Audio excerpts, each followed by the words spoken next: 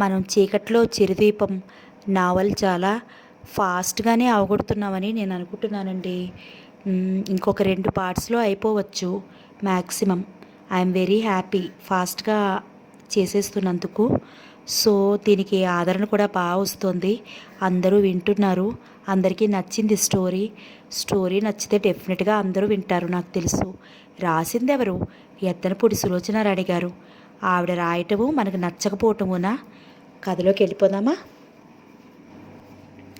రోహిత్ కారులో స్రవంతిని పెరేడ్ గ్రౌండ్కి తీసుకెళ్ళి ముందు కారు గురించి, అందులో ఏ ఏ భాగం ఎలా పనిచేస్తుందో క్షుణ్ణంగా చెప్పాడు. తర్వాత డ్రైవింగ్ నేర్పసాగాడు. మొదట రోహిత్ క్లచ్, బ్రేక్, గేర్స్ వేయటం అంతా తన కంట్రోల్లోనే ఉంచుకుని స్రవంతి పక్కన కూర్చుని కేవలం స్టీరింగ్ మాత్రమే ఇచ్చాడు. మర్నాడు స్రవంతిని డ్రైవింగ్ సీట్లో కూర్చుని కార్ స్టార్ట్ చేయమన్నాడు. అమ్మో, ఏదైనా విరక్కొట్టేస్తానేమో అంది భయంగా. ఆ భయమే ఉండకూడదు. మనసులో టెన్షన్ ఉంటే మనసు డ్రైవింగ్ మీద ఏకాగ్రతతో నిలవదు. ఏది విరిగినా ఏం పర్వాలేదు, నేను బాగు చేయిస్తానుగా అంటూ రోహిత్ హామీ ఇవ్వడంతో స్రవంతికి ధైర్యం వచ్చింది. భయం వేస్తున్నా క్రమంగా ధైర్యం రాసాగింది. కారు డ్రైవింగ్ చేస్తుంటే చెప్పలేనంత ఆనందం వేసింది. ఏదో ఘనకార్యం తను చేసేస్తున్నట్టే మనసు తేలిపోతోంది. రోహిత్ కారుకి ఎల్బోర్డ్ తగిలించాడు. ఆ మర్నాడు రోడ్డు మీదకి తీసుకొచ్చేశాడు. అమ్మో, నాకు భయం అంది. భయం గేయం ఏమీ వద్దు, నేను చెప్పినట్లు ఏకాగ్రత అలవర్చుకో. డ్రైవింగ్ సీట్లో కూర్చుని స్టీరింగ్ పట్టుకోగానే మనసు రోడ్డు మీద లగ్నం అవటం మనకి మనమే ట్రైనింగ్ ఇచ్చేసుకోవాలి. జాగ్రత్తగా వెళ్ళటం, ఎదుటివారిని గమనించటం అలవాటు చేసుకోవటం చాలా ముఖ్యం. చూడు, నువ్వు ఇంట్లో వంట చేయమన్నా, మీ ఆసరాలో అకౌంట్స్ రాయమన్నా వీటికి ఎంతో అత్యంత సులభంగా చేసేస్తావు కదా. అవి నీకు ఎలా అభ్యాసమయ్యాయి? ప్రాక్టీస్తో, కేవలం ప్రాక్టీస్తో. ఇంకో విద్య అయినా అంతే. ఈ కారు డ్రైవింగ్ మాత్రమే కాదు, అదిగో ఆకాశంలో వెళ్తున్న ప్లేన్ నడపటమైనా అంతే. జోటర్ చెప్పింది శ్రద్ధగా వినడం, ప్రాక్టీస్ చేయడం. Practice makes man perfect. జాగ్రత్త, లారీ చూడు. స్రవంతి చప్పును పక్కకి తిప్పింది కారు. ఈ ప్రక్క రిక్షాని చూసుకోవేంటి? గయ్యను కసిరాడు. ఈ పాటికి వాడిని చంపేసి ఉండేదానివి. అమ్మో, అయితే నాకు ఉరిశిక్ష పడేదా? అంతే కదా మరి. అది బాగా గుర్తుపెట్టుకో. ఈ డ్రైవింగ్లో నీలాంటి వాళ్ళు 2 గుర్తుపెట్టుకోవాలి. మొదట, ఎవరినైనా మనం గుర్తేస్తే వాళ్ళు చచ్చిపోతే మనకి జైలు శిక్ష ఉరి. రెండోది, ఎదుటివాళ్ళు తప్పు చేసి మన మీదకి వచ్చేస్తే మనకి యాక్సిడెంట్, మన ప్రాణం హుష్కాకి. ఎదుటివారి తప్పులకు మనమేం చేస్తాం అంది చిరుకోపంగా. ఎదుటివారికి డ్రైవింగ్ రాదనుకుని మనమే జాగ్రత్తగా వెళ్తూ ఉండాలి. అసలు ఇంత ఇరుకు రేట్లేంటి? మున్సిపల్ కమిషనర్ గారికి, ముఖ్యమంత్రి గారికి, ప్రధానమంత్రి గారికి ఉత్తరాలు రాసేత్తు కానీ. అబ్బా, జనం చాలా ఎక్కువగా ఉన్నారు.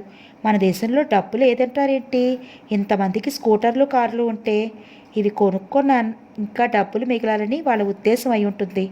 రోహిత్, ఈ రోడ్డు చాలా రష్గా ఉంది, వేరే రోడ్డుకి వెళ్దాం ప్రతిమలాడింది. మన కోసం ప్రత్యేక రోడ్డు ఉండదుగా, ఈ జనం మధ్యలో నుంచే వెళ్ళాలి. అసలు మన హైదరాబాద్ రోడ్డు మీద డ్రైవింగ్ చేయగలిగితే ఈ ప్రపంచంలో ఇంకెక్కడైనా సరే కళ్ళు మూసుకుని చేసేయచ్చు. మన వీధిలోని డాక్టర్ గారికి ప్రాక్టీస్ ఎందుకు పెరిగిందో నాకు ఇప్పుడు అర్థమవుతోంది అంది స్రవంతి. ఎందుకట? లెఫ్ట్కి కట్ చేయి అరిచాడు. స్రవంతి మెరుపులా లెఫ్ట్కి కట్ చేసింది. ఒక బస్సు మీదకు వచ్చేసినట్టే అనిపించింది. అబ్బా, గుండెలు అదిరిపోతున్నాయి రోహిత్. ఈ బస్సులంటే నాకు భయం. రోజు పేపర్లలో బ్రేకులు తప్పి ఎంతమందికో వెళ్ళిపోయిందని వార్త. అలాంటి వార్తలు స్టీరింగ్ ముందు కూర్చున్నప్పుడు గుర్తు చేసుకోకూడదు. ఒకవేళ గుర్తొచ్చినా మనం ఇంకా జాగ్రత్తగా వెళ్ళాలి, కానీ పిరికితనం పోకూడదు. రోహిత్, వెనక మారుతి సైడ్ అడుగుతోంది, ఇవ్వనా? వద్దు. పాపం, ఇస్తా. సరిగ్గా చూడు, అందులో అమ్మాయి ఉంది. స్రవంతి చూసింది. ఇవ్వన్లే అంది. రోహిత్ మొహం ఎత్తి నవ్వాడు. నిన్ను నవ్వించడానికి అలా అన్నాను. స్రవంతి సైడ్ ఇస్తూ అంది. పబ్లిక్ గార్డెన్లో హెల్త్ మ్యూజియం వెనక బెంచి మీద రోహిత్, స్రవంతి ఇద్దరూ కూర్చున్నారు. రోహిత్ ఒడిలో ఒక పుస్తకం ఉంది. అందులో అడ్డంగా గీతలు గీసి వాటి మధ్య గుర్తులున్నాయి. స్రవంతికి వాటిని చూపిస్తూ చెప్తున్నాడు. ఇలా ఉంటే చెక్ పోస్ట్, ఇలా ఉంటే అప్హిల్, ఇలా ఉంటే జన సముదాయం అంటే ఊరు అన్నమాట. ఇది రైల్వే లెవెల్ క్రాసింగ్, ఇది బ్రిడ్జి. అతను పుస్తకం మూసేసి చెప్పసాగాడు. నేను ర్యాలీలో వెళ్ళేటప్పుడు నావిగేటర్ సాయం చాలా ఉంటుంది. డ్రైవ్ చేసే వ్యక్తి ఏకాగ్రత, స్పీడ్ మీదే ఉంటుంది. ఈ గుర్తులు గమనించి 10 గజాల ముందే నావిగేటర్ రాబోయే గుర్తుని హెచ్చరించాలి. రేపు మనం ఆ రోడ్డు మీద వెళ్దామన్నాడు. స్రవంతికి ఇప్పుడు భయం వేయటం లేదు. మొదట్లో ఉన్న పెరుకు భయం, నేను చేయగలనా లేదా అనే భావం పోయాయి. అత్యంత ఉత్సాహంగా ఉంది. రోహిత్ వెంట ఉండటం, అనుక్షణం అతని ఆలోచనలు పంచుకోవటం, ఆ ర్యాలీ గురించే తర్కించుకోవటం, తన మనసు దాని గురించే ఆలోచించటం అలవాటైపోయింది. స్రవంతికి ఇంతకుముందు ఎన్నడూ ఇంత ఉత్సాహం ఆనందం తెలియవు. ఆకాశంలోకి ఎగురుతున్నట్టుగా మంటల మీద నుంచి దూకాలి అన్నంత ఆదుర్దాగా నరనరంలోని తెలియని ఉత్సాహం ఉరకలు వేస్తోంది. ఒక్కొక్కసారి రోహిత్ నా మీద ఇంత బాధ్యత పెట్టాడు, నా పట్ల ఇంత నమ్మకం ఏర్పరచుకున్నాడు, అతని నమ్మకం నిలబెట్టుకోగలనా, అతను నాకు అప్పగించిన బాధ్యత నేను సక్రమంగా నెరవేర్చగలనా అని బేలగా అనిపించేది. మరుక్షణంలోనే నేను ఎందుకు చేయలేను, నాకు కూడా ఇది ఒక పరీక్ష, రోహిత్తో కలిసి ఈ పరుగు పందెంలో పాల్గొనటం ఎంత అద్భుతంగా ఉంది, అతనికి తోడుగా ఉండటం అనేది వర్ణించగలవగాని ఆనందం, ఇది నేను పోగొట్టుకోలేను అంటూ పట్టుదల వస్తుంది. స్రవంతిలో ఎంత ఉత్సాహం! ఆమె పట్టుదలతో రోహిత్ చెప్పేవి ఒక్క మాట పీరిపోకుండా, అతనితో మరోసారి చెప్పించుకోకుండా, అతనికి విసుగు రాకుండా జాగ్రత్త పడుతుంది. తను ఏకాగ్రతతో ఉంటే అసలు నేర్చుకోవాలని దేవుంది. ఈ ర్యాలీలో పాల్గొనాలనే ప్రయత్నం ఇద్దరి మధ్య ఉన్న మొహమాటాన్ని చెరిపేసింది. ఇద్దరూ ఇప్పుడు ప్రాణ స్నేహితుల కంటే ఎక్కువైపోయారు. ఇద్దరిది ఒకటే ధ్యేయం, ర్యాలీ. ఇద్దరిది ఒకటే ఏకాగ్రత, ర్యాలీ. ఇద్దరు ఆలోచనలు ఒకే వైపు, ర్యాలీ. ఒక్కోసారి సాయంత్రం వేళ బిర్లా మందిర్కి వెళ్ళిపోయి పైన కూర్చుని రోహిత్ ర్యాలీ గురించి పాటల్లా చెప్తుంటే స్రవంతి బుగ్గను చేయి పెట్టుకుని వినేది. మన కోసం శ్రద్ధగా వినేది. మధ్య మధ్యలో కాగితం మీద రాసుకుంటుంది. వెళ్ళేవారు వచ్చేవారు తమ లోకంలో తాము ఉన్న ఈ జంటని విచిత్రంగా ఆసక్తిగా తలతిప్పి చూస్తూ వెళ్తుంటారే కానీ అది వీరికి పట్టనే పట్టదు. సాయంత్రం చిరుగాలులకి ఆమె పమిటి కొమ్ముకు రెపరెపలాడుతుంటే, అతని జుట్టు సన్నగా కదులుతుంటే ఇద్దరు ఒకే చిత్రంలో వ్యక్తుల్లా కూర్చుని ఉండేవారు. స్రవంతి ఆసరాలో తీరిక చిక్కినప్పుడు, రాత్రివేళ నిద్ర పట్టినప్పుడు దీని గురించే ఆలోచిస్తుంది. అనుమానాలు వస్తే కాగితం మీద రాసుకుంటుంది. మళ్ళా సాయంత్రం వేళ రోహిత్ తనని తీసుకెళ్ళినప్పుడు గుర్తు పెట్టుకుని అడుగుతుంది. అతను శ్రద్ధగా విని జవాబు చెప్తూ దాని వివరాలు బోధిస్తాడు.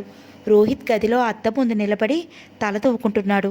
అతను ఎన్నడూ లేనిది ఈరోజు చాలా హుషారుగా కూనిరాగం తీస్తున్నాడు. స్రవంతి ఆ గదిలోకి వచ్చింది. రోహిత్ కళ్ళు మూసుకో అంది. ఏంటి విశేషం అన్నాడు. కళ్ళు మూసుకోమంటుంటే అతను మంచం మీద కూర్చుని కళ్ళు మూసుకున్నాడు. పూర్తిగా మూసుకున్నావా? ఆ. స్రవంతి చేతులు అతని మెడలో ఏదో ముడివేశాయి. ఇప్పుడు కళ్ళు తెరువు అంది. ఏంటిది? మెడలో వేలాడుతున్న నల్లటి తాడు చూసుకున్నాడు. దానికి నయా పైసంత హనుమంతుడి బొమ్మ వేలాడుతోంది. నాగరత్నమ్మ గారు చెప్పింది, ఇది వేసుకుంటే దిష్టి తగలదు, చాలా మంచిదట. హనుమంతుడి బొమ్మ? అతను వెంటనే బుగ్గలు పూరించి పిడికిళ్ళు బిగించి ఊ అంటూ చూపాడు. ఓకే, ఈ పిల్లలో చాలా మహత్యం ఉంది. నాకప్పుడే 6 అడుగుల పైన తేలిపోతున్నట్లుగా ఉంది. కొండని అరచేత్తో మోసేయగలనిపిస్తోంది. అతని ముఖం చూసి ఫక్కుని నవ్వింది. రోహిత్, నవ్వకు, అతని బుగ్గ మీద చెయ్యి ఆనిస్తూ అంది. రోహిత్ ఆ చెయ్యి పట్టుకున్నాడు. స్రవంతి వెళ్ళబోతుంటే ఆపి దగ్గరికి తీసుకున్నాడు. నడుం చుట్టూ చేతులు పెనవేసి స్రవంతి కళ్ళలోకి చూస్తూ ఉండిపోయాడు. ఏంటలా చూస్తున్నావు? నిన్నే. నీ ఎదురుగా నిలబడింది నేనే తెలుసులే. ఏంటా ఆలోచన? స్రవంతి, ఒక్కసారి హాస్పిటల్లో ఆ మాటలు చెప్పవు? ఏ మాటలు? అదే, నేను సుస్థి పడినప్పుడు నువ్వు కంగారు పడినప్పటి మాటలు. అదా? ఇప్పుడెందుకు? మనం హాయిగా సంతోషంగా ఉన్నప్పుడు అలాంటి సంగతులు ఎందుకు? గుర్తు చేసుకోకూడదు. అంకుల్ ఏమని చెప్పారు? ఎంత విలువైనది కానీ బాధ పెట్టేది కానీ గతించినది గుర్తు తెచ్చుకుని నెమరు వేయకూడదు. నువ్వు చెప్తావా లేదా? అతను సీరియస్గా చూశాడు. చెప్పను. చెప్పవా? ఒక నిమిషం అతను తదేకంగా చూశాడు. ఆ వెంటనే మంచం మీద నుంచి లేచాడు. స్రవంతిని అమాంతం ఎత్తేసి మేకపిల్లలా మెడ మీద వేసుకున్నాడు. చెబుతావా లేదా?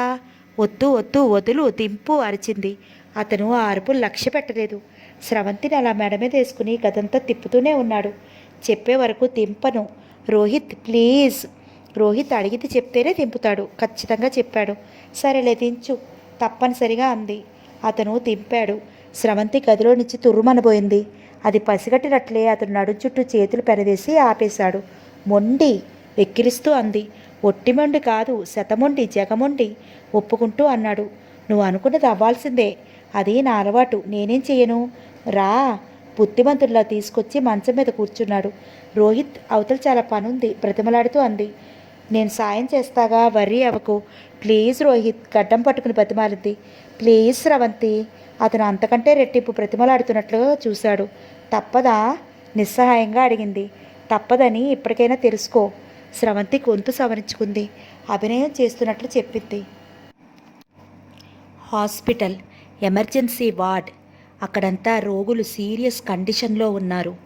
ఒక బెడ్ దగ్గర ఒక అబ్బాయి ప్రాణం లేనట్టే పడి ఉన్నాడు. ఆ అబ్బాయి దగ్గర ఒక అమ్మాయి కూర్చుని ఉంది. ఇంతలో డాక్టర్ వచ్చాడు. మీ పెద్దవాళ్ళు ఎవరూ లేరా? డాక్టర్ని అనుకరించడానికి ప్రయత్నిస్తూ అంది. మాకెవరూ లేరండి, మా అంకుల్ ఊరెళ్ళారు. స్రవంతి చాలా నిస్సంకోచ స్వరంతో చెప్పింది. ఒక్క నిమిషం ఆగింది. డాక్టర్ గారు వెళ్ళిపోతున్నారు. డ్రామాలో లాగా గొంతు పెట్టి చెప్పింది. వెంటనే చెయ్యెత్తి అక్కడ డాక్టర్ వెళ్ళిపోతుంటే అతన్ని ఉద్దేశించి డాక్టర్ ఆదుర్దాగా పిలిచింది. మళ్ళా డాక్టర్లా తనే వెనక్కి తిరిగి కంగారుగా గొంతు పెట్టి ప్రమాదం ఇంకా దాటలేదు. సీరియస్గా చూడబోయిన స్రవంతి విరగబడి ఫక్కుని నవ్వింది. రోహిత్, నన్ను చంపకు. ఆ ఆదుర్దా భయం ఇప్పుడెలా వస్తాయి అంది నవ్వుతూ. రోహిత్ మంచం మీద వెనక్కి వాలిపోయాడు. అతని చేతులు ఆమె నడుముని వదలకుండా బిగించి పట్టుకుని తనతో లాగటంతో స్రవంతి అతని మీదకి వచ్చి పడింది. స్రవంతి వెంటనే లేవబోతుంటే అతను ఆ పని సాధ్యం కాకుండా మరింత బంధిస్తూ ఇప్పుడు చెప్పు అన్నాడు. ఆ చెప్పు అనటంలో అతని కంఠంలో అభ్యర్థనో అతని కళ్ళల్లో ఆ గతం వినాలి అని కోరికో ఏదో తెలియదు కానీ స్రవంతి కాదనలేకపోయింది. అతను గుండెల మీద పడుకోబెట్టుకుని ఆమె చేత చెప్పించుకుంటున్నాడు. స్రవంతి ఈసారి సీరియస్గా చెప్పసాగింది. రోహిత్, నువ్వు అనాథవి కావు. ఇప్పుడు నువ్వు చచ్చిపోతున్నప్పుడు కానే కాదు, నేను నీ దగ్గరగా ఉండి నీకు వీడ్కోలు చెప్తున్నాను. స్నేహితురాలిగా నీకోసం నా ప్రాణం తప్పిస్తోంది. రోహిత్ స్రవంతి తలని గుండె కదుముకున్నాడు. అతని దవడ ఎముక బిగిసింది. చెప్పు, జీరపోయిన కంఠంతో అన్నాడు. స్రవంతి అతని గుండెల్లో ముఖం ఒదిగిపోగా చెప్తోంది. స్రవంతి కంఠంలో కూడా ఏదో అడ్డుపడ్డట్టే అయింది. అలా చెబుతుంటే రాను రాను మనసు గతంలోకి వెళ్ళిపోయి ఆ విషయం ఇప్పుడు జరుగుతున్నట్లుగా అనిపిస్తోంది. రోహిత్, నువ్వు ఏ రోడ్డు పక్కనో ఏ తుప్పల్లోనో వైద్య సహాయం లేకుండా, నా అనే దిక్కు లేకుండా ఈ ప్రపంచంలో నుంచి ఏ చెత్తగా కాగితమో విసిరేసినట్లుగా వెళ్ళటం లేదు. ఒక స్నేహితురాలు చేతుల్లో పొదివి పట్టుకుని మృత్యువు అనే మరే ముత్రుడికి పదిలంగా అప్పచెప్తున్నట్లుగా వెళ్తున్నావు. నిన్ను దక్కించుకోవాలని నేను ఎంతగానో తప్పిస్తున్నాను. నా వల్ల కావటం లేదు. అసలు నువ్వు చచ్చిపోవటమే మంచిదేమో. ఎందుకంటే ఈ మత్తుమందు అనే భయంకరమైన వ్యసనంలోంచి ఎలాగూ బయటపడలేవు. రోహిత్ హఠాత్తుగా స్రవంతి ముఖం రెండు చేతులతో దగ్గరికి తీసుకుని నుదురి మీద కళ్ళ మీద ఆవేశంగా ముఖం అంతా అందిన చోటల్లా ముద్దులతో ముంచెత్తాడు. స్రవంతి హఠాత్తుగా బిగ్గరగా ఏడ్చేసింది. స్రవంతి, ఏంటిది? ఎందుకు ఆదుర్దాగా అడిగాడు. అదే కళ, పీడకళ. ఇది యథార్థం. చూడు, ఒక్కసారి కళ్ళు తెరిచి చూడు. నేను నీ ఎదురుగా ఉన్నాను, ఆరోగ్యంగా ఉన్నాను, అందరి మనుషులా ఆనందంగా ఉన్నాను. స్రవంతి ముఖం ఎత్తి మళ్ళీ పెదవుల మీద గాఢంగా ముద్దు పెట్టుకుంటూ అన్నాడు. స్రవంతికి చెదిరి ముఖం మీద పడిన జుట్టుని చెవి వెనక్కి తోస్తూ, స్రవంతి, నువ్వు మృత్యువును కూడా మంచి చేసుకున్నావు. అందుకే మృత్యువు నిన్ను బాధ పెట్టడం ఇష్టం లేక నన్ను వదిలేసి వెళ్ళిపోయిందేమో. స్రవంతి ఇంకా గతంలో నుంచి బయటికి రాలేనట్లు ఆ మాటనే చెప్తోంది. అంకుల్, ఇది వింటే కుప్పలా కూలిపోతారు. We love you Rohit, we love you. అతని గుండెల్లో తలదాచుకుంటూ చెప్పింది. ఏది? మళ్ళీ ఆ మాట చెప్పు. అతని కంఠంలో ఉద్విగ్నతో పలికింది. స్రవంతి చెప్పింది. అతను స్రవంతిని గుండెలు కదుముకున్నాడు. హఠాత్తుగా భుజాలు గుచ్చిపెట్టుకుని లేవనెత్తి, మనం పెళ్ళెప్పుడు చేసుకుందాం అన్నాడు. స్రవంతి చెప్తున్న సంగతి మర్చిపోయినట్లుగా విస్మయంగా అతని వైపే చూస్తోంది. చెప్పు, మనం పెళ్ళెప్పుడు చేసుకుందాం? స్రవంతి సమాధానం చెప్పలేనట్లు ఇంకా విప్పారిత నేత్రాలతో అలాగే చూస్తోంది. స్రవంతి, నేను నిన్ను అడిగేశాను. నువ్వు ఒప్పుకుంటే మామూలు వివాహం, నువ్వు ఒప్పుకోకపోతే నిన్నెత్తుకుపోయి రాక్షస వివాహం చేసుకుంటాను. నాకు కూడా నా ఈ జీవితం నిజమేనా లేక కళ అని ఒక్కొక్కసారి అనిపిస్తుంది. ఆ క్షణంలో వెంటనే వచ్చేసి నీ గుండెల్లో తలదాచుకుని ఇది నిజమని నీతో చెప్పించుకోవాలనిపిస్తుంది. చెప్పు స్రవంతి, మనం వివాహం చేసుకుందాం అంటున్నాను. నువ్వేమంటావు? ఆగమంటే జీవితాంతం ఆగుతాను. స్రవంతి చప్పున అతని నోటి మీద చెయ్యి ఆనించింది. వద్దు రోహిత్, వద్దు, ఒక్కరోజు కూడా ఆగొద్దు. నేను అంకుల్కి చెప్తాను అంది. నేను చెప్తాను అన్నాడు అతను. నేను చెప్పలేక నిన్ను ముందుకు తోశానని అనుకుంటారేమో అంకుల్. ఆయనకి పెరిగితనం పోకడా ఒళ్ళు మండుతుంది సందేహించింది. నువ్వు చెప్తే నేను నిన్ను వలలో వేసుకున్నానని అనుకుంటాడేమో. అతను భయపడ్డాడు. అయితే ఒక పని చేద్దాం, ఇద్దరం కలిసి చెప్దాం అంది. ఎలా? ఒకేసారి వెళ్ళి కోరస్గా మేం పెళ్లి చేసుకుంటాం అనా? చీ, అలా కాదు. మరి ఏ విధంగా? ఆయన భోజనం చేసి పైప్ కాలుస్తూ రిలాక్స్ అయిన మూడ్లో పడకుర్చీలో కూర్చుంటారే, అప్పుడు అంకుల్ అంటూ నేను దగ్గరికి వెళ్ళి రోహిత్ నేను అంటాను. నువ్వు వెంటనే నేను స్రవంతి పెళ్లి చేసుకుంటామను. అమ్మో, ఇంకేమైనా ఉందా? ఒకవేళ నీ మాట వినగానే ఆయన పక్క నుండి వెంటనే తుపాకీ తీసుకుని నా వెంట పడితే? అలా చెయ్యరు. ఏమో, నీ పెళ్లి గురించి ఆయనకి ఏం గొప్ప ఆశలున్నాయో నాలాంటి అనామకుడికి అనాథకి ఇవ్వరేమో. ఆయన నా ఇష్టానికి వ్యతిరేకంగా ఏదీ చెయ్యరు. అసలు నా మాట కాదని అనరు. పోనీ ఒక పని చేద్దామా అన్నాడు అతను. ఏంటది? ఇద్దరం కలిసి ఆయనకు ఒక ఉత్తరం రాద్దాం అన్నాడు. వండర్ఫుల్ ఐడియా అంది. రోహిత్ స్రవంతిని పట్టుకుని లేపి ఎత్తుకుని డ్రాయర్ దగ్గరికి వచ్చి తను కూర్చుని ఒళ్ళో కూర్చోపెట్టుకున్నాడు. డ్రాయర్ సొరుగులాగి కాగితం కళ్ళం తీసి ఇచ్చాడు. రాయి అన్నాడు. ఏం రాయను, నాకు భయంగా ఉంది అంది నిస్సహాయంగా. నేను చెప్తాను, నువ్వు రాయి అన్నాడు. స్రవంతి అతని వీపు మీద పుస్తకం ఒత్తుపెట్టి దాని మీద కాగితం పెట్టి అంది. అతను చెప్పసాగాడు. ప్రియమైన అంకుల్కి స్రవంతి రాస్తోంది. మేమిద్దరం పెళ్లి చేసుకోవడానికి నిశ్చయించుకున్నాం. మీరు ఆశీర్వదించవలను. చట్, ఇది బాలేదు. కోర్టు వారంట్లా. మేమిల్లు జప్తు చేస్తున్నాం, మీరింట్లో చెల్లండి అన్నట్టుంది. ఎలా ఉండాలి మరి? ఎలాగంటే ఆయన మనసులో ఏ కాస్త వ్యతిరేకత అనేది ఉన్నా అది మనం రాసే పద్ధతి మూలంగా పోవాలి. రోహిత్ క్షణం ఆలోచించాడు. స్రవంతిని పక్కకి లాగి పెన్ ఇలా ఇవ్వు అంటూ టేబుల్ మీద పెట్టి తనే రాయసాగాడు. అతని భుజం చుట్టూ చేయి వేసి స్రవంతి అతను రాసే అక్షరాల్ని గమనిస్తోంది. డియర్ అంకుల్, నమస్తే. ఈరోజు స్రవంతి మేమిద్దరం కలిసి మీకొక షాకింగ్ న్యూస్ చెప్పబోతున్నాం. మేమిద్దరం వివాహం చేసుకోవాలని నిశ్చయించుకున్నాం. మాకు అంగీకారం కుదిరింది, కానీ మీ అంగీకారం కూడా మాకు ముఖ్యం. అందుకే మీ అంగీకారం ఉంటేనే మా వివాహం జరుగుతుంది, లేకపోతే జరగదు. మేము తొందరపడి నిర్ణయం తీసుకుంటున్నామని మీకు అనిపిస్తే మీరు మమ్మల్ని మన్నించగలరు. మీ నిర్ణయం మీద మా ఇద్దరికీ అపారమైన గురి, గౌరవం ఉన్నాయి. ఇట్లు రోహిత్. ప్రక్కనే స్రవంతి అని తను కూడా సంతకం పెట్టేసింది. ఉత్తరం ఆయనకి ఎప్పుడు ఇవ్వాలి? అనుమానం వచ్చింది. ఆయన ఆఫీస్కి వెళ్ళేటప్పుడు కోట్ జేబులో పెట్టేస్తాను అంది స్రవంతి. అదే నయం, సాయంత్రం వరకు మనకు టైం ఉంటుంది అన్నాడు అతను నిట్టూరుస్తూ. ఈ చిన్న ఉత్తరం అతని జీవన గమ్యం నిర్ణయించబోతోంది. ఒకవేళ అంకుల్ వద్దంటే? అతను అడిగాడు. స్రవంతి వెంటనే సమాధానం చెప్పలేదు. కాస్త ఆగి నేను చేసుకోను అంది. అతను కాస్త ఆగి అన్నాడు, నేను నీ కంటికి మళ్ళీ కనిపించను. ఇదే మన ఆఖరి కలయిక అంటూ దగ్గరగా తీసుకున్నాడు. ఇద్దరూ అలాగే కూర్చుండిపోయారు. నాయర్ గారు వీడియో పార్లర్లో కూర్చుని పేపర్ చూస్తున్నారు. ఇంతలో ఒక 50 సంవత్సరాలు ఆయన పంచే లాల్చి ధరించి గొడుగు చంకన పెట్టుకుని వచ్చాడు. అతని నడక, వాలకం, ఆ చూపులు సంవత్సరాల తరబడి అతి వినయం ప్రదర్శించే వృత్తిలో బ్రతికిన వాళ్ళ అనిపిస్తున్నాడు. ముఖాన కనుబొమ్మల మధ్య ఉన్న పొట్టు ఆయన ఒక భక్తుడిగా తెలియజేస్తోంది. టేబుల్ దగ్గరికి వచ్చి నమస్కారం నాయర్ గారు అన్నాడు. నాయర్ గారు పేపర్ తీసి చూశారు. వచ్చిన వ్యక్తిని చూడగానే ఆయన ముఖం ఆనందంతో వికసించింది. మీరా అప్పారావు గారు? రండి రండి, నేనే మీ దగ్గరికి వద్దామని అనుకుంటున్నాను. ఏంటి, గురువారం అనగా వస్తానని, ఏ కబురు చెప్తానని ఇంతగా చెప్పినవారు మళ్ళీ గురువారం వస్తున్నా కంటికి కనిపించలేకుండా అయిపోయారు అన్నారు. అప్పారావు నాయర్ గారికి నమస్కరించి ఎదురుగా కుర్చీలో కూర్చుని కొడుకు పక్కన పెడుతూ, చంటిదానికి జ్వరమండి బాబు. అదే కాకుండా నేను ముందే చెప్పాను కదా, మా అమ్మగారు చాలా బిజీ అని. ఇదిగో రమ్మంటుంది. తీరా నేను పూజ కూడా మానేసి చచ్చి చెడి వెళ్తే ఎవరో రావటమో ఏ ఫోన్లోనో మాట్లాడటమో చేస్తూ ఉంటుంది.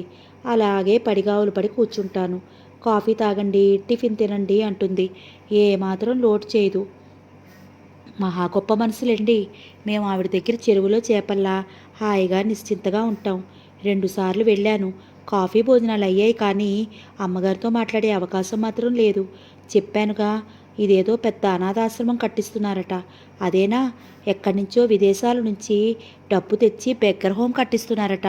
దానికి స్థలం కొనటం, అందులో ఆ భవనానికి ప్రారంభోత్సవానికి గవర్నర్ గారిని రమ్మనటం, ఆ తిరుగుడుతో ఆవిడికి ఊపిరాటం లేదట. ఇంటి నిండా ఎప్పుడూ ఏదో పని మీద వచ్చిన వాళ్ళు కప్పల్లా పెకపకలాడుతూ ఉంటారులేండి. ఆవిడ గొప్ప సోషల్ వర్కర్ అని చెప్పారు కదా మీరు. అయ్యో, ఒక్క సోషల్ వర్కరేనండి? ఆవిడకి ఎంతమందికి ఉద్యోగాలు ఇప్పించింది, ఎంతమందికి పెళ్ళిళ్ళు చేయించింది. మహానుభావురాలండి. చేతులెత్తి దండం పెట్టాడు. ఆవిడ ఇల్లే ఒక స్వర్గం అనుకోండి. కళలంటే ఆవిడికి మహా ఇష్టం. పాట పాడేవారన్నా, పెయింటింగ్ వేసేవారన్నా ఆమె గొప్పగా అభిమానిస్తుంది. ఏది, ఆమె గారిని మీరు చూపిస్తానంటారు తప్ప ఎప్పుడూ కుదరటం లేదయ్యే అన్నారు నాయర్ గారు. అంత గొప్ప మనసు గల స్త్రీని కళ్ళారా చూడాలని ఆయన మనసు ఎంతగానో ఉవ్విళ్ళూరుతోంది. ఇంతకీ మన సంగతి ఏం చేశారు అన్నాడు. అమ్మగారితో ఫోన్లో మాట్లాడానండి. అమ్మ నా వల్ల కావటం లేదు, ఈ ఇల్లు పాతది, రిపేర్లు ఎక్కువైపోతున్నాయి అన్నారు. అమ్మేద్దాం, ఎవరైనా కొంటారేమో బేరమాడు అంది. ఆ పిఏ ఉన్నాడు చూసారా, ఆ వెధవ గౌరీశంకర్, వాడొక చుప్పనాది వెధవ. మమ్మల్ని ఎప్పుడూ ఆవిడ దరిదాపులకి రానియకుండా చేస్తున్నాడు.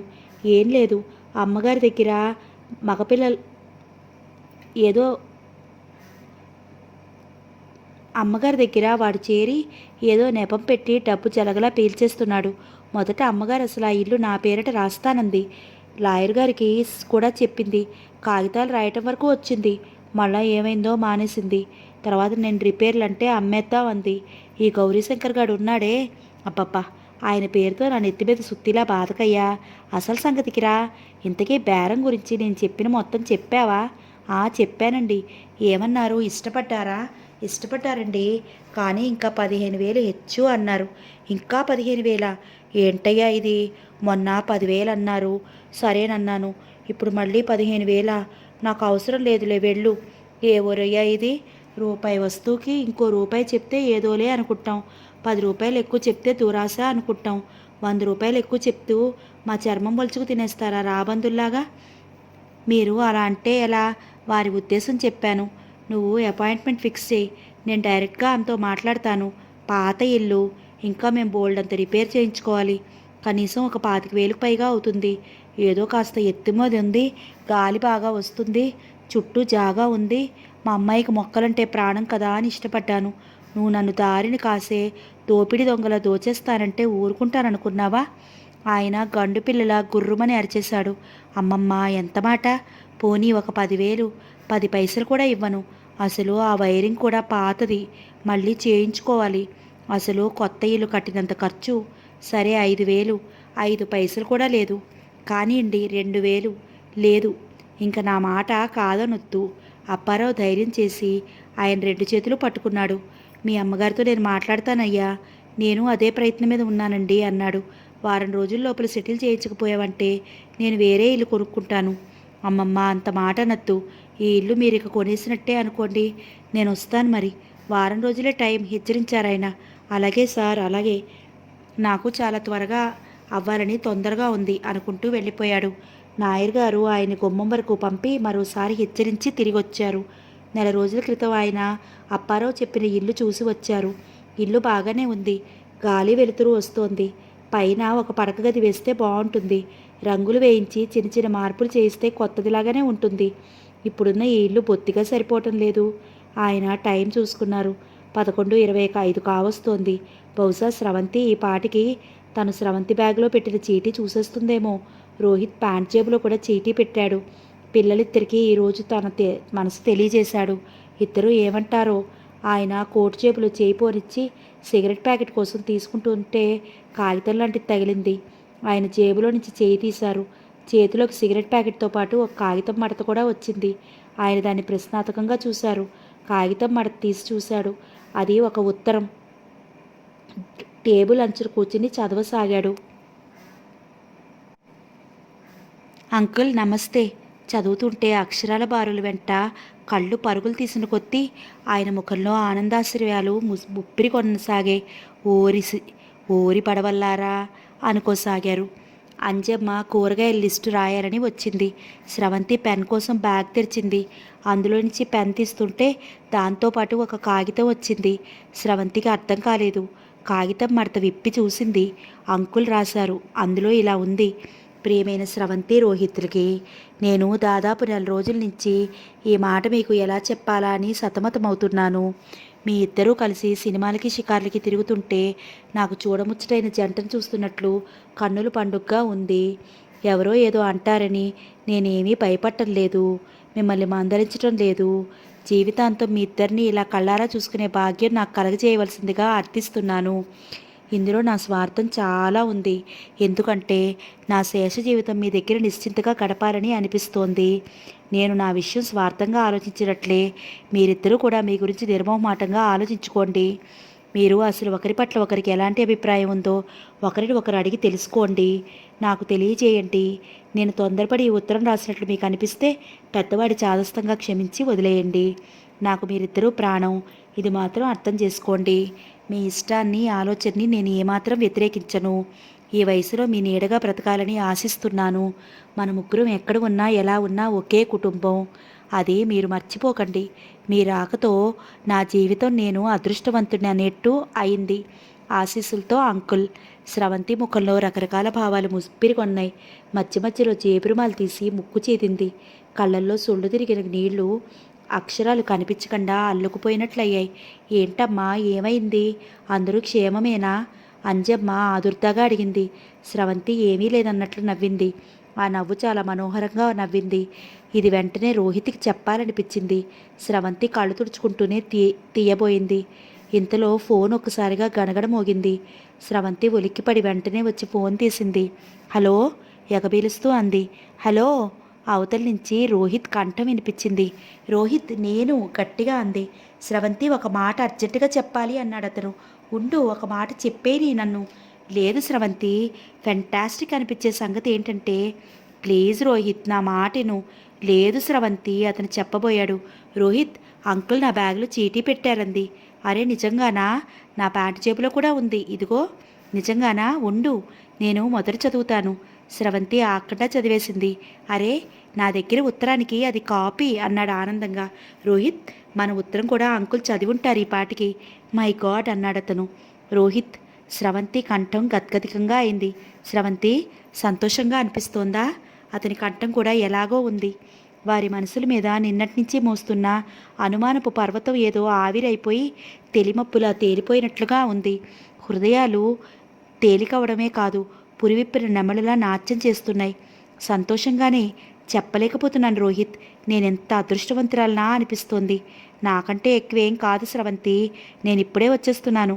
మనం ఎక్కడికైనా వెళ్దాం, త్వరగా రా అంది. అంజమ్మ ఎవరో పిలిస్తే వెళ్ళింది.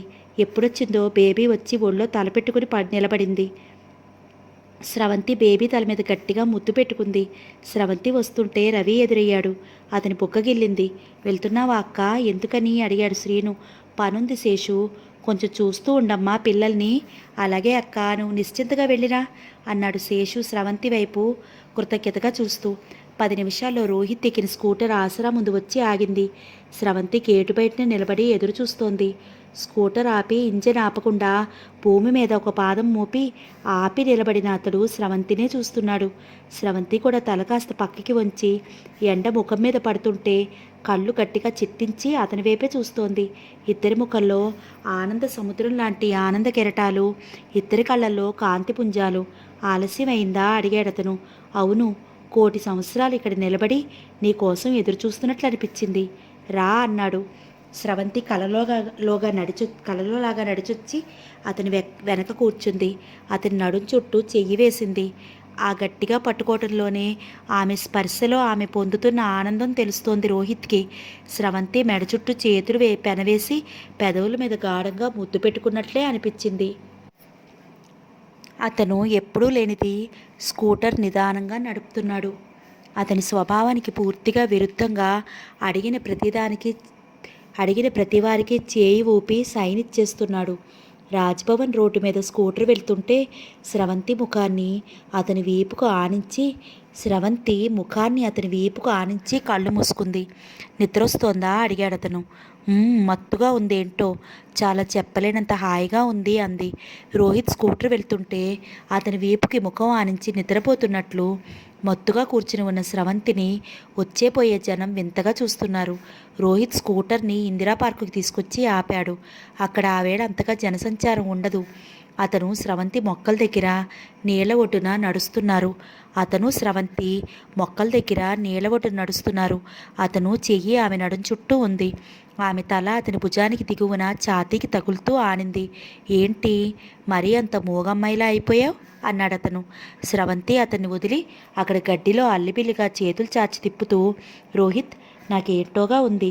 శరీరం దూదిపింజలా ఎంతో తేలిగ్గా అనిపిస్తోంది. అలా అలా గాల్లో కలిసి ఆకాశంలోకి తేలిపోవాలనిపిస్తోంది. నేల మీదకి వంగిపోయి ఈ భూమిని ముద్దాడాలనిపిస్తోంది. ఈ గాలి, ఈ భూమి, ఈ నీరు నాకు ఈ జీవితాన్నిచ్చే, ఈ జీవితానికి నిండుదనాన్నిచ్చే. I'm lucky Rohit, I'm very very lucky.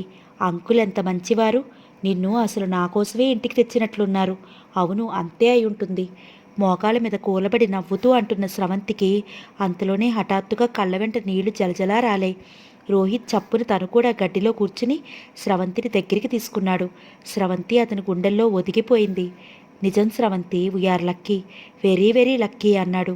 అతని ముఖం స్రవంతి తల మీదకి వంగిపోయింది. ఇద్దరూ మౌనంగా ఒక అనిర్వచనీయమైన ఆనందం నిశ్శబ్దంగా పంచుకుంటున్న వారిలా ఉండిపోయారు. చార్మినార్ ఛాలెంజ్ కారు వాళ్ళ దగ్గరికి రావడంతో స్రవంతి, రోహిత్ అది అయిపోగానే వివాహం చేసుకోవడానికి నిశ్చయం చేసుకున్నారు. అంకుల్ కూడా ఒప్పుకున్నారు.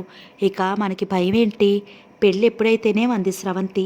మనం రిజిస్టర్ మ్యారేజ్ చేసేసుకుందాం అన్నాడు రోహిత్. కానీ నాయర్ గారు ససేమిరా ఒప్పుకోలేదు. అదేమీ కుదరదు. ఈ వీధంతా పందిరి వేసి ధూమ్ ధామ్ అని చేయాల్సిందే. పెళ్ళి ఘనంగా చేసుకోకపోతే నాకు తృప్తి ఉండదు. నాకు కాస్త టైం ఇవ్వండి మీరు అన్నారాయన. ఆయనకి ర్యాలీ గురించి తెలియదు. ఆయన సంతోషంతో ఉప్పొంగిపోతున్నారు. సత్యం గారితో, పరమేశ్వరం గారితో, నాగరత్తమ్మ గారితో అప్పుడే పెళ్ళి ఎలా చేయాలో, దాని ఏర్పాట్లకి ఏమేం కావాలో ఆ విధానం గురించి క్షుణ్ణంగా తెలుసుకుంటున్నారు. వేలు పెట్టి ఆకాశంలోకి చూపిస్తూ, అక్కడ ఉన్న నా ఫ్రెండ్ సంతోషపడాలి అన్నారు. రోహిత్ ఆయన మాటను కాదనలేకపోయాడు. స్రవంతి, రోహితులు ఎంతో ఆనందంగా ఉన్నారు. పెళ్ళైపోగానే 4 రోజుల పాటు దేశం అంతా తిరగాలని అనుకున్నారు. బుచ్చికి సిల్కు లాగు చొక్కా కుట్టించారు. మెడలో గొలుసేశారు. కాళ్ళకి గజ్జెలు కట్టారు. బుచ్చి తనకేదో కొత్త హోదా వచ్చినట్లు తిప్పుకుంటూ నడుస్తూ, గజ్జెలు మోగిస్తూ నడుస్తూ స్రవంతి కవ్వించినా, రోహిత్ కవ్వించినా మీదపడి ఎగురుతూ గారాలు పోతోంది. ఇల్లంతా సందడిగా, సంబరంగా, కళకళలాడుతున్నట్లుగా ఉత్సాహంగా ఉంది. ఆ రోజు రోహిత్ని హాస్పిటల్లో చేర్పించడానికి సాయం చేసిన ఆటో అతనికి, ఆ రాత్రి చూసిన ఆ డాక్టర్ గారికి తప్పకుండా మనం కృతజ్ఞతలు చెప్పాలి అంది స్రవంతి. స్రవంతిని ఆ రోజే ఆ డాక్టర్ దగ్గరికి తీసుకెళ్లాడు రోహిత్. ఒక స్వీట్ ప్యాకెట్ కొన్నాడు. ఒక స్టెథోస్కోప్ తీసుకుని బహుమతిగా తీసుకెళ్లారు. ఆరోగ్యంతో కళకళలాడుతూ ఉత్సాహం ఉరకలు వేస్తుండగా హుషారుకి, ఆనందానికి మారుపేరులా ఉన్న ఈ జంటని మొదట ఆ కుర్ర డాక్టర్ వెంటనే గుర్తుపట్టలేదు. స్రవంతి చెప్పగానే ఓ అంటూ వెంటనే గుర్తుకు వచ్చిన వాళ్ళ విష్ చేశారు. ఆరోగ్యంగా, దృఢంగా, యవ్వనపు బిగితో, వికాసవంతంగా, కోరుకున్న సామ్రాజ్యానికి అధినేత అయినట్లుగా, సంతోషంగా, సగర్వంగా, ఠీవిగా ఉన్న రోహిత్ని అతను కళ్ళప్పగించి రెప్ప వాల్చటం మర్చిపోయినట్టుగానే చూశాడు. ఈ ప్రపంచంలో తనకేం పని లేనట్టుగా, విరక్తిగా, ఎక్కడో చూస్తున్నట్టుగా ఉంటే ఈ రోహిత్ ఒకే వ్యక్తి అంటే అతను నమ్మలేకపోతున్నాడు. థ్యాంక్ యూ డాక్టర్ అంది Sravanthi. Thanks a lot, I mean it అన్నాడు రోహిత్ కూడా. కుర్ర డాక్టర్ గారు భుజాలు కుదిస్తూ, మీరు చాలా అనవసరంగా నాకు గొప్పతనం అట్టగట్టేస్తున్నారు. ఇందులో నేను చేసింది ఏమీ పెద్దగా లేనే లేదు. అసలు క్రెడిట్ ఈ స్రవంతికి దక్కుతుంది. ఈ అమ్మాయికి నేను కంగ్రాచులేషన్స్ చెప్పాలి. అతను స్రవంతిని చూస్తూ, ఇతని విషయంలో మీరు నిజంగా మెరికిల్ చేశారు. నేను ఇంకా నమ్మలేకపోతున్నాను సుమా. కూర్చోండి, నాకు చాలా సంతోషంగా ఉంది అన్నాడు. రోహిత్, స్రవంతి కూర్చున్నారు. మిస్టర్ రోహిత్, నిజం చెప్పాలంటే మిమ్మల్ని చూస్తుంటే నాకు చాలా ఈర్ష్యగా ఉంది. ఇలాంటి అమ్మాయి మీకు లభ్యం కావటం కేవలం మీ అదృష్టం. ఏ పూర్వజన్మ సుకృతమో అని చెప్పాలి. ఈమె మీతో పాటు సమంగా మీతో పాటు సమంగా మీకు వచ్చే మృత్యుతో పోరాడింది అన్నాడు. ఈరోజు మిమ్మల్ని చూసి నేను పొందిన ఆనందం ఉందే, అది 10,000 రూపాయలు ఫీజు తీసుకున్నా రాదు. డాక్టర్ ఇలా పేషెంట్స్ మామూలుగా అయ్యి ఆరోగ్యంగా తిరుగుతుంటే చాలా తృప్తిగా ఫీల్ అవుతాడు, ఆనందం పొందుతాడు అంటూ చెప్పాడు. వాళ్ళు వద్దంటున్నా వినకుండా కాఫీ తెప్పించి ఇప్పించాడు. ఇద్దరూ పెళ్లి చేసుకోబోతున్నారు విని ఇంకా సంతోషించాడు. Wish you all the luck in the world అంటూ రోహిత్తో కరచాలనం చేస్తూ చెప్పాడు. స్రవంతి రోహిత్ అతని దగ్గర వీడ్కోలు తీసుకుని బయటకు వచ్చారు. స్కూటర్ మీద వెళ్తుంటే స్రవంతి అంది, ఈరోజు నాకు ఈ డాక్టర్ దగ్గరికి రావడం చాలా ఆనందంగా ఉంది. నేను ఇది కలలో కూడా అనుకోలేదు సుమా అంది. ముందు ముందు నువ్వు కల్లో కూడా అనుకోనివి చాలా జరుగుతాయిలే అన్నాడు అతను. ఆటో అతను దొరకలేదనుకుంది. పాపం, నిజంగా అతను ఎంత మంచివాడు. ఆ రోజు తనకి ఎంత సాయం చేశాడు. ఆటోకి డబ్బులు తీసుకోకపోగా తనకి పైనుంచి తన డబ్బులతో టీ తెచ్చిచ్చాడు. స్రవంతి అతని మంచితనం మర్చిపోలేకపోతోంది. ఆసరాలో అతను చేర్పించిన అమ్మాయి ఇంటికి వెళ్ళిపోయింది. శేషు అంజమ్మల ద్వారా వాకపు చేయిస్తే వాళ్ళు ఆ ఆటో అతని గురించి సరిగ్గా చెప్పలేకపోయారు. నేను ఒకటి చెప్పాను, అతని పేరు రహీం అని. ఆటోలో వస్తుంటే ఒక చోట ఆగి పెట్రోల్ పోయించుకుంటుంటే ఇంకో ఆటో అతను అరే రహీం అని అతన్ని పేరు పెట్టి పిలిచి ఏదో మాట్లాడాడు. స్రవంతి అతని పేరు రహీం అని తప్ప ఇంకేం చెప్పలేకపోయింది. అతని ముఖం ఏమాత్రం గుర్తులేదు. మూడో రోజు మధ్యాహ్నం బేబీ చేత బొమ్మలు వేయిస్తూ కూర్చుంటే ఫోన్ వచ్చిందని అంజమ్మ చెప్పింది. స్రవంతి వెళ్ళి తీసింది. రోహిత్ చేశాడు. అతను ఏదో ఒక టైంలో చేస్తూనే ఉంటాడు. భోజనం చేశావా అంది. అతను ఆ మాటే వినిపించుకోలేదు. నేను 10 నిమిషాల్లో వస్తున్నాను, గేట్ బయటకు వచ్చి రెడీగా ఉండు అన్నాడు. దేనికోసమో చెప్పకుండానే ఫోన్ పెట్టేశాడు. స్రవంతి అతను వచ్చేసరికి అతను చెప్పినట్టే గేట్ బయట వేచి చూస్తోంది. ఎక్కడికి? స్కూటర్ మీద కూర్చుని అతని భుజం మీద చెయ్యి ఆనించి అడిగింది. రహీం అడ్రస్ దొరికింది. నిజంగా? అతని భార్య, 2 పిల్లలు, తల్లి తండ్రి ఉంటారు. అయితే ఇక్కడ ఆగు, పిల్లలకి ఏదైనా కొందాం. స్రవంతి బొమ్మల షాప్ దగ్గర ఆగి పిల్లలకి బొమ్మలు కొంది. స్వీట్ ప్యాకెట్ తీసుకున్నారు. చింతల బస్తీలో విజయ్ మేరీ దగ్గర చాలా ఇరుకుగా ఉన్న గల్లీలోకి వచ్చింది స్కూటర్. ఇల్లు వెతుక్కుంటూ వెళ్ళారు. రోడ్డు మీదనే గుమ్మం ఉంది. దానికి ఒక కర్టెన్ వేలాడుతోంది. ఇంటి బయట ఆటో నిలబెట్టి ఉంది. రోహిత్ దర్వాజా మీద వేళ్లతో తట్టాడు.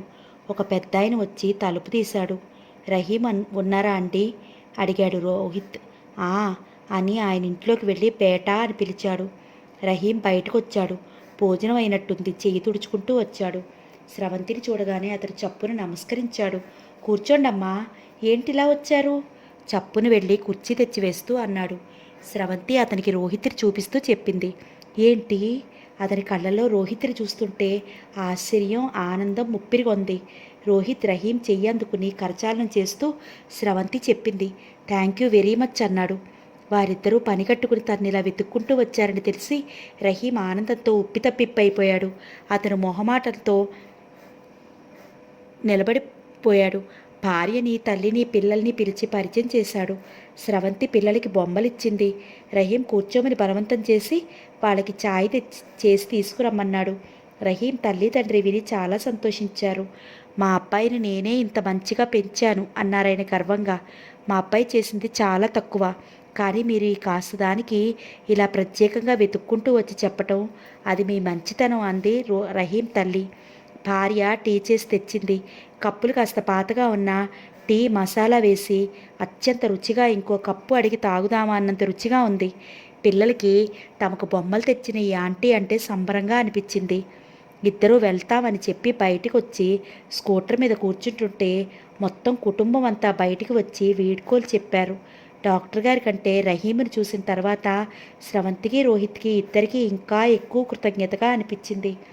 ఆటోలకైన 12 రూపాయలు, పైనుంచి ఇంకో రూపాయి, టీకి ఆ రోజు మొత్తం 13 రూపాయలు. ఆ కుటుంబం తినాల్సిన అతని కష్టార్జితం తమకి ఖర్చు పెట్టేశాడు. ఆ కుటుంబం ఆ దరిద్ర భయాలు చూస్తుంటే వారికి 12 రూపాయలు చాలా ఎక్కువే. స్రవంతికి, రోహిత్కి ఇద్దరికీ ఒకే రకంగా అనిపించింది. చూద్దాం, ఏదైనా చేయగలమేమో అన్నాడు రోహిత్. వీళ్ళకి మనం ఇంత కృతజ్ఞత అనుకుంటున్నాం, అసలు మనల్ని ఇంత బాగా చూసిన అంకుల్కి మనం ఏమి ఇవ్వాలి అంది స్రవంతి. అంకుల్కా? ఆయన మనలో ఏం కావాలని కోరుకున్నారో అది కాస్త కూడా మిగిల్చకుండా లభించేలా చెయ్యాలి అన్నాడు రోహిత్. ఈ వయసులో ఒక కుటుంబంగా మనల్ని స్వంత పిల్లల కంటే ఎక్కువగా చూస్తూ ఒక ఇల్లు, శాంతి, ఆనందం, నిశ్చింత నిండిన వాతావరణం కావాలని ఆయన కోరుకుంటున్నారు. అది మనిద్దరం ఇవ్వాలి. ముఖ్యంగా ఆయన నిజంగా సంతోషపెట్టాలంటే మనం త్వరగా పెళ్లి చేసుకుని ఒకరో ఇద్దరో పిల్లల్ని కని ఆయనకి ఇవ్వాలి. అదే మనం ఇచ్చే కానుక. పో అంది పెదవులు బిగిస్తూ. నేను నిజం చెప్తున్నాను, అతను చాలా సీరియస్గా అన్నాడు. 18వ తారీఖున లగ్నం ఉందట. అంటే ఎంత? ఇంకో 2 వారాలంతా. ఒక వారంలో ర్యాలీ కూడా అయితే ముందుగా అంది స్రవంతి. ర్యాలీ దగ్గరికి వచ్చేస్తోంది. రోహిత్ మెకానిక్ జలాలతో పాటు రాత్రింబవళ్ళు కారును రెడీ చేస్తూ ర్యాలీకి దాన్ని సిద్ధం చేస్తున్నాడు. రోహిత్ వెంట స్రవంతి కూడా ఉంటోంది.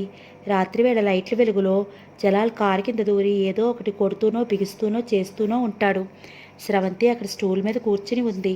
రోహిత్ స్రవంతికి ఒకటి చూపిస్తూ ఇదేంటి చెప్పు అన్నాడు. Under shields. స్రవంతి వెంటనే చెప్పింది. ఏం చేస్తాయి ఇవి? టీచర్ విద్యార్థిని అడిగినట్లు అడిగాడు. ఇంజిన్ పంపుని ప్రొటెక్ట్ చేస్తాయి, పెట్రోల్ ట్యాంక్ని జాగ్రత్తగా కాపాడతాయి. ఇది ఇంకోటి చూపించాడు. Roll cage. ఏం చేస్తుంది? కారు ఓవర్టర్న్ అయినప్పుడు డ్రైవర్ శరీరం పొజిషన్ మారి చితికిపోకుండా కాపాడుతుంది. ఇది సీట్ బెల్ట్స్. డ్రైవ్ చేసేటప్పుడు డ్రైవర్, నావిగేటర్ ఇద్దరూ కంపల్సరీగా పెట్టుకోవాలి. ఇదేమిటి? ఇంకోటి చూపించి అడిగాడు. ఎక్స్టింగ్విషర్. ఏం చేస్తుంది? ఫైర్ యాక్సిడెంట్ అయినప్పుడు మంటల్ని ఆర్పేస్తుంది. Very good. ఇది? ఒక మీటర్ చేతుల్లోకి తీసుకుని చూపిస్తూ అడిగాడు. హాల్దాట్విన్ మాస్టర్ వెంటనే చెప్పింది. దీని ఉపయోగం? ఇంతలో కారు కింద నుంచి జలాల్, సాబ్ ఏక్ మినిట్ ఇది రాయే అంటూ పిలిచాడు. రోహిత్ మీటర్ని స్రవంతి ఒడిలో పెట్టి కారు దగ్గరికి వెళ్ళాడు. షాక్ అబ్జర్వర్ దగ్గర పనిచేస్తున్న జలాల్ ఏదో చెప్పాడు. రోహిత్ వెంటనే నేల మీద పడుకుని కారు కిందకి జరిగాడు. ఇద్దరూ దాని గురించి తర్కిస్తున్నారు. స్రవంతి చేతుల్లోకి మీటర్ తీసుకుని దాన్ని అటు ఇటు తిప్పుతూ చూసింది. రోహిత్ స్రవంతికి కారు గురించి అన్ని భాగాలు ఏవేవి ఏం పని చేస్తాయో అంతా క్షుణ్ణంగా తెలిసేలా ట్రైనింగ్ ఇచ్చాడు. స్రవంతికి ఇంకా ఏ టేబుల్ దగ్గర కూర్చుని అతనితో కారు గురించి సీరియస్గా మాట్లాడుతున్నట్టు, అతను వివరంగా చెప్తున్నట్లే అనిపిస్తోంది. ఆ మీటర్ చూస్తుంటే అతని మాటలే చెవుల్లో వినిపిస్తున్నాయి. స్రవంతి, ఈ హాల్టాట్విన్ మాస్టర్ ఉందే, ఇది కారుకు అమరిస్తే ఎప్పటికప్పుడు ప్రతి 10 గజాల డిస్టెన్స్కి రీడింగ్ చూపిస్తూ ఉంటుంది. నావిగేటర్ దీన్ని చూస్తూ చేతిలో ఉన్న రోడ్ బుక్ చెక్ చేస్తూ ప్రతి 100 గజాలకి ముందుగానే రాబోయే రోడ్డు ఎలా ఉందో తెలుసుకుంటూ డ్రైవర్కి హెచ్చరికలు చేస్తూ ఉంటాడు. రాబోయే రోడ్డు మీద దగ్గరలో బ్రిడ్జ్ ఉందా, లెవెల్ క్రాసింగ్ ఉందా, రోడ్డు షార్ప్గా ఎటు తిరుగుతోంది, మనం కుడివైపు వెళ్ళాలా ఎడంవైపు వెళ్ళాలా, ఇదంతా ముందుగానే గమనిస్తూ డ్రైవర్కి హెచ్చరికలు చేస్తుంటే డ్రైవర్ దాన్ని బట్టి స్పీడ్ని కంట్రోల్ చేసుకుంటూ ఉంటాడు. ఈ మీటర్ మీద జీరో నుంచి స్టార్ట్ అవుతుంది ఈ మీటర్ రీడింగ్. ఉదాహరణకి డ్రైవర్ స్వయంగా ఆ కాషన్స్ అన్నీ చూసుకుంటూ డ్రైవ్ చేయాలంటే కష్టం. Sharp left turn with a dip and boulders and on light side, so take it left side of the road. ఇట్లా ఇవన్నీ కాబట్టి నావిగేటర్గా వచ్చే వ్యక్తి చూలిప్ రీడింగ్తో అతనికి అండదండలుగా ఉండాలి. నావిగేటర్ ఏమాత్రం అశ్రద్ధ చేసినా, అజాగ్రత్తగా ఉన్నా వెంటనే ప్రమాదం జరిగిపోతుంది, లేదా తప్పు రోడ్డు వెంట దూసుకెళ్ళిపోవడం జరుగుతుంది. రోహిత్ స్రవంతికి ర్యాలీ గురించి క్షుణ్ణంగా విశదీకరించాడు. స్రవంతి, ఈ చార్మినార్ ఛాలెంజ్ ర్యాలీ క్లోపర్ లీఫ్ ప్యాటర్న్లో 3 లెగ్స్గా అంటే 3 విభాగాలుగా ఉంటుంది. ఒక లెగ్ పూర్తయిన తర్వాత మరో లెగ్ ప్రారంభమవుతుంది. ఒక లెగ్కి మరో లెగ్కి మధ్యలో సుమారు 8 గంటల వ్యవధి ఉంటుంది. ఈ వ్యవధిలో కారు రిపేర్ చేయటం, మళ్ళా డ్రైవర్ ర్యాలీకి రెడీ అవ్వటం జరుగుతుంది. మనం అందరికంటే ముందుగా వచ్చేస్తే, అంది తను ఉత్సాహంగా. అలా రాకూడదు. టైం కంట్రోల్కి ముందుగా వస్తే 1 నిమిషానికి 10 పెనాల్టీ పాయింట్స్ వేస్తారు. ఆలస్యంగా వస్తే 1 నిమిషానికి 1 పెనాల్టీ పాయింట్ విధిస్తారు.